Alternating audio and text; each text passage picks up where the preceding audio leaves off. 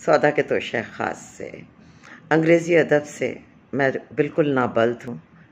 मेरा तो ख़्याल है कि मैं उर्दू अदब से भी नावाकिफ़ हूँ, लेकिन अंग्रेज़ी अदब से जो मेरा कुछ थोड़ा बहुत साथ है वो अपने बच्चों की वजह से रहा कि बचपन में जब ये रोल्ड हेल को पढ़ते, James and the giant peach, Charlie and the chocolate factory,